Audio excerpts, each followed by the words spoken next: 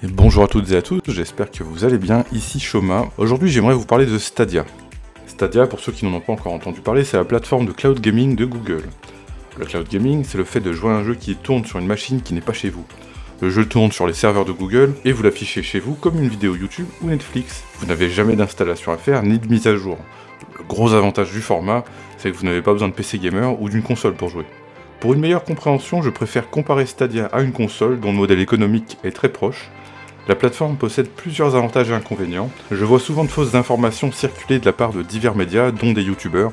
Alors je fais cette vidéo pour rétablir la vérité et vous partager mon avis en tant qu'utilisateur occasionnel de Stadia. La première fausse information qu'on entend souvent, c'est qu'il faut acheter Stadia. En fait, les gens confondent avec le pack première à 100€, qui comprend une manette et un Chromecast Ultra. Ce pack est optionnel et vous n'avez besoin ni du Chromecast ni de la manette pour jouer. Ce qui répond aussi à la deuxième fausse information, vous n'avez pas besoin de la manette Stadia pour jouer. Vous pouvez utiliser une manette Xbox, PlayStation, Switch Pro, mais aussi clavier-souris si vous jouez sur PC. Et vous pouvez jouer depuis la plupart des écrans que vous possédez déjà. Alors téléphone, tablette, sous Android ou iOS, sur PC via le navigateur Google Chrome ou sur une télé via le Chromecast Ultra. Attention quand même, Stadia fonctionne assez mal sur certains vieux téléphones ou bas de gamme. La troisième fausse information porte sur le modèle économique. L'abonnement serait obligatoire et il faudrait payer vos jeux plein tarif. Eh bien non, toujours pas. Il y a souvent des promos sur le store et l'abonnement de 10€ est totalement optionnel. Il vous permet toutefois quelques avantages tels que les jeux offerts tous les mois, auxquels vous avez accès tant que votre abo est actif, comme sur le PS Plus ou le Xbox Live Gold. Tous les jeux offerts sont pas fantastiques, mais il y a eu de bonnes surprises, comme Little Nightmares 2 offert le jour de sa sortie. Encore dispo au moment où je publie cette vidéo d'ailleurs. Donc si vous souhaitiez faire Little Nightmares 2 et que vous ne l'avez pas encore acheté, vous pouvez tout à fait y jouer si vous avez une bonne connexion en lançant un compte d'essai sur Stadia, sans payer un centime. D'ailleurs, petite astuce perso sur l'abonnement, contrairement aux concurrents, Xbox et PlayStation surtout, les jeux y restent réclamables plusieurs mois.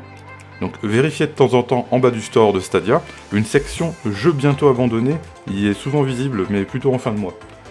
Si vous voyez des jeux pro que vous n'avez pas encore réclamés, vous remettez un mois d'abonnement, et en faisant ainsi, vous pouvez réclamer la totalité des jeux Stadia Pro en payant un mois tous les 3-4 mois environ. L'abonnement vous donne aussi accès à encore plus de promos, exactement comme sur PlayStation ou Xbox, et des options de confort comme la 4K, le HDR et le son 5.1. Je rappelle que l'abo est optionnel, vous pouvez vous contenter d'acheter un jeu, comme Cyberpunk 2077 par exemple, et y avoir accès quand vous voulez, sans file d'attente en 1080p 60 fps. Stadia propose aussi un mode famille bien plus pratique que celui de Steam. Vous pouvez inviter jusqu'à 4 personnes dans votre groupe familial Google et profiter chacun des jeux les uns des autres. Et les jeux sont partagés entre chacun des membres du groupe familial, ce qui est assez simple et pratique à faire. Vous avez simplement besoin d'envoyer une invitation par mail pour ajouter les personnes dans votre groupe familial. Pas besoin de se connecter sur les comptes l'un de l'autre en s'échangeant les logins comme sur Steam. C'est beaucoup plus rapide et plus simple. La quatrième fausse info n'est pas forcément toujours fausse. On entend souvent dire que Stadia a une mauvaise qualité d'image et une latence tellement élevée que c'est injouable. Ça dépend principalement de votre connexion. Il faut pas nécessairement la fibre, mais c'est mieux. Il faut environ 10 mégas minimum avec un ping très bas et beaucoup de stabilité.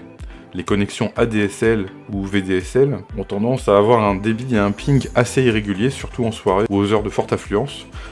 Je vous suggère de faire le test de connexion Stadia, je vous mets le lien en description. Vous pouvez créer un compte d'essai Stadia Pro, ils vont juste vous demander d'enregistrer la carte bleue comme sur n'importe quel autre service d'essai comme chez Netflix ou Prime Video. Après vous annulez derrière le renouvellement, donc vous ne payez pas un centime. Vous allez pouvoir réclamer tous les jeux qui sont encore disponibles en Stadia Pro actuellement. Et en plus de ça, même quand la période d'essai sera terminée, vous aurez toujours accès aux jeux gratuits de la plateforme, qui sont Destiny 2, Bomberman Battle Royale, alors c'est pas ça le nom exact mais vous voyez le principe. Il y a aussi Creta, une sorte de Garry's Mod version Stadia. Après, même avec la meilleure des connexions, la qualité sera toujours légèrement inférieure à un PC ou une console physique à cause de la compression vidéo. Mais pour avoir testé les deux, je trouve la qualité bien meilleure sur Stadia que sur GeForce Now. Je trouve par contre que la qualité est meilleure quand je joue sur la télé avec le Chromecast, que via un navigateur sur PC. Mais ça reste quand même largement acceptable. Les yeux de la plupart des gens s'habituent très vite. Pour moi, le vrai inconvénient de la plateforme, ça serait plutôt que Stadia communique peu. On a très peu de visibilité sur l'arrivée des prochains jeux ou des futures options de la plateforme. Il manque aussi des jeux grand public, comme Call of, Fortnite ou Rocket League. On pourrait ramener du monde, mais ça arrive, tout doucement, mais ça arrive, comme Maiden NFL 21, qui est déjà sur le site, et FIFA 21, qui doit arriver le 17 mars 2021. Certains pensent que Stadia va fermer du jour au lendemain, comme d'autres projets Google. Personnellement, je sais pas, mais j'en doute quand même. À mon avis, Stadia a encore quelques belles années devant lui. Le marché du jeu vidéo, il faut savoir, c'est un domaine très lucratif. Et si Stadia ferme, Google serait plus jamais pris au sérieux par les gamers, et il perdrait vraiment l'accès à ce marché. Si vous avez encore des doutes, ou si vous vous méfiez de Stadia, ça reste une avancée technologique bluffante, et je suis convaincu que le cloud gaming aura une place importante d'ici quelques années. Ça sera pas forcément Stadia qui va briller, mais le cloud gaming aura une place importante du côté en tout cas de Xbox, peut-être de Amazon aussi.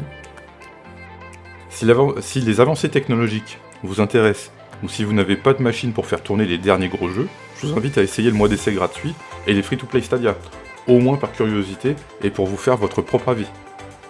Je ne suis aucunement affilié à Google et j'ai beaucoup apprécié le temps passé sur Stadia jusqu'à présent. On leur a même acheté quelques jeux, comme des Far Cry ou des Assassin's Creed, et Cyberpunk. J'espère que cette vidéo vous aura plu, qu'elle aura été instructive. Dites-moi dans les commentaires si vous avez testé la plateforme et ce que vous en pensez. N'hésitez pas à partager ma vidéo afin d'informer les gens qui ne comprennent pas bien Stadia. Merci encore à tous d'avoir suivi la vidéo. N'hésitez pas à vous abonner pour suivre les prochaines vidéos et à cocher la cloche pour ne pas rater les notifications. Bonne journée à tous et ciao tout le monde!